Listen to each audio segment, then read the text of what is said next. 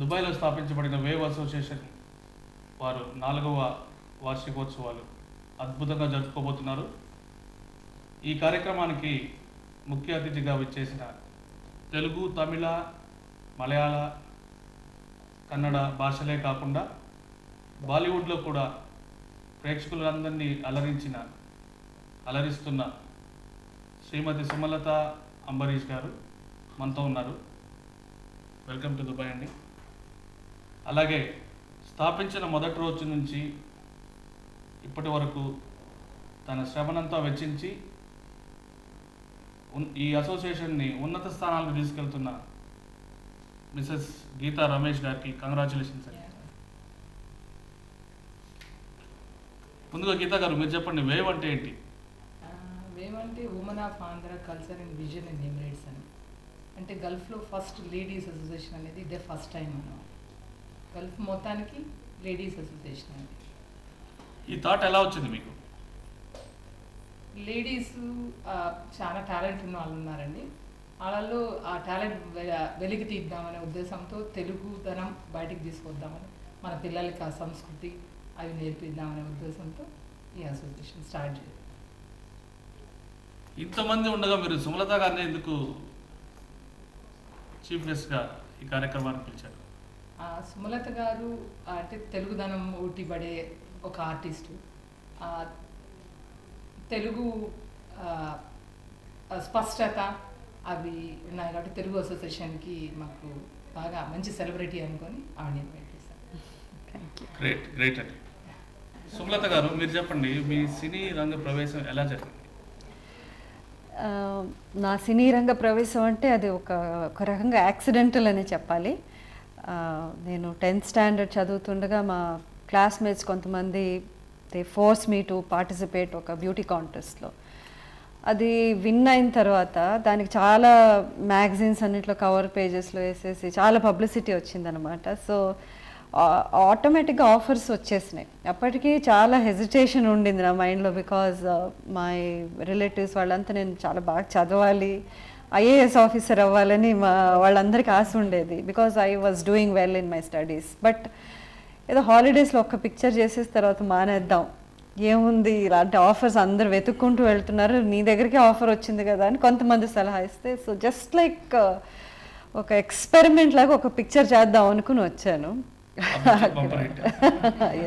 ఒకవేళ ఆ picture bumper hit కాకుండా ఉంటే ఏమంటారు? See I believe in destiny. అది ఎలా తిరిగి ఎలా వస్తుందో మనం చెప్పలేము. So it just happened. అప్పటి సినిమాలకి ఇప్పటి సినిమాలకి డిఫరెన్స్ ఏంటి? అప్పటి సినిమాల కంటే మీరు అంటున్నది మేము వచ్చిన పీరియడ్లో, మేము వచ్చింది 80sలో టెక్నికలీ ఇంత అడ్వాన్స్మెంట్ లేదు. అంటే మాకు ఇంత ఎక్స్పోజర్ కూడా లేదు. ఇప్పుడున్న వరల్డ్ సినిమా కానీ టీవీ వలన కానీ we're seeing older films, we're seeing contemporary films, అవన్నీ లేవు. సో మాది మోర్ ట్రయల్ అండ్ ఎర్రర్ బేస్లో ఉండేదన్నమాట. మేము చేసిన తప్పులు మేమే స్క్రీన్ మీద చూసుకుని అయ్యయ్యో ఇంత బ్యాడ్గా చేసామా అని నేర్చుకుని నెక్స్ట్ పిక్చర్లో అది చేయకుండా జాగ్రత్త పడేవాళ్ళం. ఇప్పుడు ఏంటంటే అడ్వాంటేజ్, దే నో ఎవ్రీథింగ్. ఒక ఆర్టిస్ట్ కానీ డైరెక్టర్ కానీ ప్రొడ్యూసర్ కానీ they have everything in place. Advantages చాలా ఉన్నాయి ఈ రోజుల్లో వచ్చే వాళ్ళకి. సో వాళ్ళు వెల్ గ్రూమ్డ్గా వస్తున్నారు, whether it is physical fitness కానీ లేకపోతే సినిమాలో కనిపించే టెక్నికలీ కానీ they are far superior. But at the same time content wise చూస్తే అవర్ ఫిల్మ్స్ వెర్ బెటర్. అంటే భాష తీసుకున్నా కూడా ఇప్పుడు తెలుగు సినిమాల్లో మీరు చూస్తే అసలు కొంతమంది డైలాగ్స్ అసలు అర్థం కావు మనకి. అసలు అలా మాట్లాడిస్తున్నారు, వేరే భాషలో వాళ్ళు వచ్చి వాళ్ళే డబ్బింగ్లు చెప్తున్నారు. హీరోయిన్స్ అందరికేమో ఒకే అమ్మాయి డబ్ చేస్తుంది. So same voice continuous for about 50 girls అనమాట. సో ఇవన్నీ కొంచెం ఇరిటేటింగ్ ఫ్యాక్టర్స్ యాక్చువల్లీ. మీ ఇన్స్ట్రక్షన్స్ మనసులో పెట్టుకుని we will try to make a nice movie. ఒకప్పటి హీరోయిన్స్ మీరు హీరోయిన్స్, ఫేమస్ హీరోయిన్ మీరు యాక్ట్ చేసేటప్పుడు, అప్పుడు మీరు హీరోయిన్స్గా యాక్ట్ చేసేటప్పుడు జయసుధ గారు కానీ, జయప్రద గారు కానీ, మీరు కానీ, శ్రీదేవి గారు కానీ, సుహాసిని గారు కానీ మీరే ఉండేవాళ్ళు. ఇప్పుడు ఎవరైనా హీరోయిన్ స్టార్ట్ అయిన తర్వాత మళ్ళీ ఇంకొక 10-15 సినిమాలకి వాళ్ళు ఉండరు. So what is the why, ఎందుకు ఇలాగా? ఆ రీజన్ అంటే మీరు ఐ డోంట్ థింక్ వాళ్ళని బ్లేమ్ చేయాల్సింది కాదు, ఎందుకంటే the kind of films that are being made వాళ్ళకి ప్రతి ఇయర్కి maybe they want a fresh face. Plus ఇదివరకు డైరెక్టర్స్కి ఒక టైం ఉండేది, టాలెంట్ ఉండేది, మోల్డ్ చేయగలిగే. ఇప్పుడు కే విశ్వనాథ్ గారు పిక్చర్స్ ఒక 4 పిక్చర్స్ చేసిన ఫస్ట్ పిక్చర్కి శృతిలయలకి నా పర్ఫార్మెన్స్లో చాలా డిఫరెన్స్ కనిపిస్తుంది మీకు శుభలేఖకి శృతిలయలు చూస్తే. Because they took the time. ఒక షార్ట్ బాగాలేదు, లేకపోతే డైలాగ్ సరిగ్గా లేదు, ఎక్స్ప్రెషన్ బాగాలేదు అంటే ఫుల్ డే కూర్చోబెట్టి ఆ షార్ట్ సరిగ్గా వచ్చేవరకు ఆయన చేయించేవారు, అసలు వదిలిపెట్టేవారు కదా. ఆ రోజు రాకపోతే మళ్ళీ నెక్స్ట్ డే వచ్చాక మళ్ళీ అదే షార్ట్ చేయించేవారు. మరి దీస్ టుడేస్ కాస్ట్ ఎంత పెరిగిపోయినాయంటే nobody can afford to do that. అంటే వాళ్ళు ఏది వచ్చినా రాకపోయినా సరే డబ్బింగ్ వేరే వాళ్ళు ఎవరో చేసేస్తున్నారు, ఏదో చెప్పేసేయండి, మాట్లాడేసేయండి, వెళ్ళిపోండి అంటే they are more glamour based. So ఆ గ్లామర్ ఏంటంటే unless you back up with some ఒక మెమొరబుల్ పర్ఫార్మెన్సెస్ లేకపోతే అది నిలబడదు, ఏ పిక్చర్కి ఆ పిక్చరే అనిపిస్తుంది. సో వాళ్ళకి టాలెంట్ ఉంది, టాలెంట్ లేదని నేను అన్ను ఇప్పుడు వచ్చే గర్ల్స్లో కూడా, but they don't have a platform to display that talent. Geetha garu మీరు చెప్పండి, ప్రతి సక్సెస్ వెనుక ఒక శక్తి ఉంటుందంటారు. మీ సక్సెస్ వెనుక, ఈ అసోసియేషన్ సక్సెస్ వెనుక మీ శక్తి ఎవరు? ప్యూర్లీ చెప్పాలంటే మా వారే అండి, రమేష్ బాబు. ఆయన 13-14 ఏళ్ళుగా తెలుగు అసోసియేషన్ తెలుగు స్రవంతిలో చేసేవారు. ప్రెసిడెంట్గా ఉండి 10th యానివర్సరీ చేసి ఇంకా ఆపేశారు. తర్వాత అప్పటి నుండి నాకు బ్యాక్ బోన్ ఆయనే అనమాట, మెయిన్ ఇన్స్పిరేషన్ ఆయనే. సోమలత గారు, మీ శ్రీవారు ఒకప్పుడు పెద్ద హీరో, ఇప్పుడు పెద్ద పొలిటీషియన్. ఈ 2 పొజిషన్స్కి what is the difference? How you feel at home? అంటే acting profession is very different. అంటే యాక్టింగ్లో when he was popular hero, actually మనం ఏంటంటే we are entertaining the audience, but at the same time the audience కి మనం అంత దగ్గర అయ్యే అవకాశం లేదు. వాళ్ళు మన స్క్రీన్లో చూస్తున్నారు, దే ఆర్ అడ్మైరింగ్ యూ, అంతవరకే ఆ రిలేషన్షిప్ అంతవరకే ఎండ్ అయిపోతుంది. But when it comes to politics you are going into the hearts of the people. That's what I feel. ఎందుకంటే you are dealing with people every day. వాళ్ళ problems ఏంటి, వాళ్ళ life, you can change people's lives from bottom to top. yes plus responsibility చాలా ఎక్కువ ఉంటుంది. ఒక పిక్చర్లో act చేసేది సరిగ్గా లేకపోతే ఫ్లాప్ అయిపోయింది, ఇంక నేనేం చేయను, నా పని నేను చేసేసాను, అది ఫ్లాప్ అయింది, ఇంక నాకు సంబంధం లేదు అనుకోవచ్చు. బట్ యాజ్ అ పొలిటీషియన్ అలా కాదు. When people have elected you and they have given you a responsibility, మా లైఫ్స్ మీ చేతుల్లో పెట్టినట్టు అది. So there is a vast amount of responsibility in this politics. Geetha garu మీరు చెప్పండి, మీ ఈ కార్యక్రమాల్లో ముఖ్యంగా ఏంటి స్పెషాలిటీ ఏంటి ఈ 4th యానివర్సరీ? దీంట్లో మెయిన్ అంటే అండి లేడీస్ హౌస్ వైఫ్స్ చాలా టాలెంట్ ఉన్న వాళ్ళు చాలామంది ఉన్నారు. వాళ్ళు ప్రొఫెషనల్స్ కాదు, కానీ అన్నిట్లో ఉత్సాహంగా పిల్లలు కానివ్వండి, లేడీస్ కానివ్వండి, ఫ్యూజన్ సాంగ్స్, అలాంటి వెరైటీ డాన్సులు కానివ్వండి, అలాంటివి లేడీస్ చేస్తూ ఉన్నారు. వెబ్సైట్ ఒకటి లాంచ్ చేస్తున్నామండి. ఓకే, మీ అప్పటి ఇప్పటి ఫేవరెట్ హీరోస్? నాకు మొదటి నుంచి కమల్ హాసన్ చాలా చాలా ఇష్టం.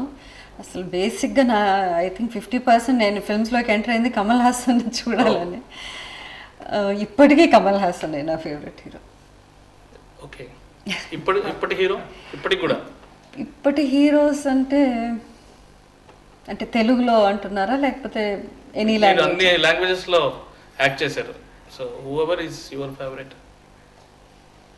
కాసేపు ఆలోచించు. సరే తెలుగులో చెప్పండి, పర్లేదు, తెలుగు చెప్పండి. తెలుగులోనా?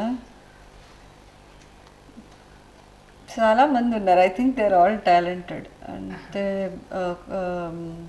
ఈ మధ్య మగధీర చూశాను, రామ్ చరణ్ చాలా బాగా యాక్ట్ చేశాడు. అలాగే మన Bunny, he's very good at dancing. Nagarjuna, చాలామంది. I can't think of one particular actor. ఒక్కొక్క సినిమా అప్పుడప్పుడు పర్ఫార్మెన్సెస్ నచ్చుతాయి అన్నమాట. నేను వేరే విధంగా ఎక్స్పెక్ట్ చేశాను, చిరంజీవి చెప్తారేమో అనుకున్నా. Because you acted lot of super duper hits with Chiranjeevi గారు. అంటే ఆయన మీరు ఇప్పటి హీరో అడిగారు కదా, ఆయన వాకాలు కమల్ హాసన్ అన్నారు కదా, కమల్ హాసన్ గారు అన్నారు కదా. గీత గారు, చివరిగా చెప్పండి, ఈ వార్షికోత్సవంలో సుమలత గారు పర్ఫార్మెన్స్ చేస్తున్నారా లేదా? చేస్తున్నారండి, చేస్తున్నారు. ఆవిడ పర్మిషన్ మీద చేస్తున్నా. సో సీక్రెట్ బయట వచ్చింది, ఏం చేయబోతున్నారు? ఏం చెప్పాలి నాకే తెలీదు. మీ మూవీలో నుండే ఒక సాంగ్ అని. ఐ థింక్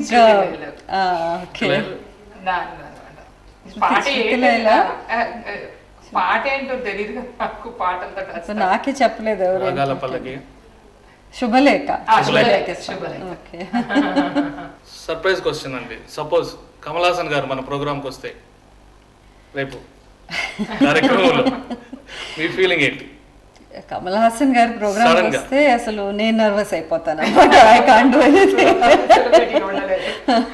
మీరే కాదు, అందరూ నర్వస్ అయిపోతారండి ఇక్కడ. మీరు గీతా గారు పిలవగానే వేవ్ గురించి మీకు అంతకుముందే తెలుసా, లేకపోతే పిలిచిన తర్వాత మీరు వేవ్ గురించి తెలుసుకున్నారా? అంతకుముందు తెలుసుంటే ఏం తెలుసు? అంటే గీతా గారు లాస్ట్ ఇయర్ కూడా నన్ను అప్రోచ్ అయ్యారు.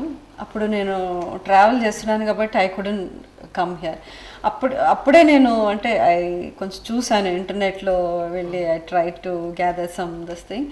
ఏంటంటే వాట్ ఐ వాజ్ ఇంప్రెస్డ్ వాళ్ళు చెప్పిన దాన్ని బట్టి, యుఏఈలో first time Andhra ladies association స్థాపించి they are doing quite a lot of cultural events కానీ, social activities and charity events and service oriented activities చేస్తున్నారు. సో ఎప్పటికైనా ఇంకోటి ఏంటంటే, when you're displaced from your country, చాలా ఇంపార్టెంట్ ఫ్యాక్టర్ ఏంటంటే మన రూట్స్తో మనం టచ్లో ఉండటం అనేది, మన కల్చర్ కానీ మన సంస్కృతి కానీ. నేను ఐఎమ్ మైసెల్ఫ్, నేనే అలా ఫీల్ అవుతాను. ఎందుకంటే నేను కర్ణాటకలో ఉన్నాను లాస్ట్ 20 years నుంచి. కానీ some times when I go to Andhra, ఆ వంటలు కానీ, ఆ మాటలు కానీ, ఆ ప్యూర్ తెలుగు మాట్లాడే వింటే ఎంతో అసలు థ్రిల్లింగ్ ఉంటుంది, సంతోషం. అబ్బా ఏదో మన పుట్టింటికి మనం మళ్ళీ వచ్చాం కదా అన్న ఒక ఆనందం ఉంటుంది. అలాగే మీరు ఇక్కడ వీళ్ళంతా వేరే దేశానికి వచ్చినా కూడా వాళ్ళ ఆరిజిన్ మర్చిపోకుండా ఇలాంటి సోషల్ ఈవెంట్స్ ద్వారా అందరూ టచ్లో ఉండి హోమ్ సిక్గా ఫీల్ అవ్వకుండా లేడీస్ని ఇన్వాల్వ్ చేసి, హౌస్ వైఫ్స్ని ఇన్వాల్వ్ చేసి, హౌస్ వైఫ్ అనగానే అందరూ ఇక ఏంటివి ఇంట్లో పనులు పిల్లల్ని చూసుకోవడం అనుకోకుండా వాళ్ళల్లో ఏమేమి ఇండివిజువల్ టాలెంట్స్ ఉన్నాయో దానికి కూడా ఒక గుర్తింపు తేవటం అనేది it is a very very good effort. అప్పటి ఇప్పటి మీ ఫేవరెట్ హీరోయిన్స్ ఎవరు? సుహాసిని గారు తప్ప. సుహాసిని మోర్ ఫ్రెండ్, నాకు ఫేవరెట్ హీరోయిన్ కాదు, but she's a good friend. అప్పటి హీరోయిన్స్ అంటే అందరికీ, అంటే మన సౌత్ ఇండియాకి అందరికీ ఐడల్ ఎవరంటే సావిత్రి గారనే చెప్పాలి. She is an inspiration. నేను ఇప్పటికీ పాత పిక్చర్స్ టీవీలో వచ్చినప్పుడు తప్పక చూస్తానన్నమాట ఆవిడ picture. I don't think there is an actress who can beat her. అలాంటి ఆర్టిస్టే రాలేదు. She's a legend for sure. ఇప్పటి హీరో మళ్ళీ అదే ప్రాబ్లం. చాలామంది ఉన్నారు, బట్ స్పెసిఫిక్గా sometimes you like the performances. By performance you go. Yeah. మీకు దుబాయ్లో నచ్చింది ఏంటి? యాక్చువల్లీ ఇక్కడ డెవలప్మెంట్ అనేది ఇట్ ఇంప్రెసెస్ మీ. ఎందుకంటే మామూలుగా మన ఊళ్ళలో చూసుకుంటే ఒక ప్రాజెక్ట్ ఏదైనా స్టార్ట్ అయితే 10 సంవత్సరాలకు కూడా ఇంకా కంప్లీట్ కాదు, అది ఏదో నడుస్తుంది జరుగుతుంది అంటారు. తర్వాత అది ఇనాగరేషన్ చేయడానికి ఎవరో ఒక మినిస్టర్ ప్రామినెంట్ పర్సన్ రావడానికి ఇంకొక 1 year 2 years వెయిట్ చేసి అసలు దాని వ్యాలిడిటీ ఎక్స్పైర్ అయిపోతుంది. అంటే మీరు ఒక ఇంత ట్రాఫిక్ అని కట్టిన ఒక ఫ్లైఓవర్ అది ఇనాగరేట్ చేసేటప్పటికి దానికి 100 రెట్లు ట్రాఫిక్ పెరిగిపోయి ఉంటుంది. సో ఆ పర్పసే సర్వ్ కాదు. ఇక్కడ అమేజింగ్ ట్రాన్స్ఫర్మేషన్స్. బికాజ్ నేను దుబాయ్కి దాదాపు 88, 89 నుంచి వస్తున్నాను. ఫస్ట్ టైం వచ్చినప్పుడు అసలు they was nothing. Few shops and lot of Desert. Dessert area ఉంది. అప్పటికి ఇప్పటికి అసలు రికగ్నైజ్ చేయలేము అనమాట, అంత ఫాస్ట్గా అంత బాగా డెవలప్ చేసేసారు. ఐ థింక్ అంబరీష్ గారికి ఇన్ఫర్మేషన్ యూజ్ అవుతుందేమో. మీ సమయాన్ని మాతో వెచ్చించి ఈ కార్యక్రమంలో పాల్గొన్నందుకు మా జమినీ ప్రేక్షకుల కోసం వారి తరపున థ్యాంక్ యూ సో మచ్. నమస్తే. నమస్తే. ఇదండి సుమలత గారితో గీత గారితో దుబాయ్ ముచ్చట్లు. మీ రమేష్ రెడ్డి, జమినీ టీవీ.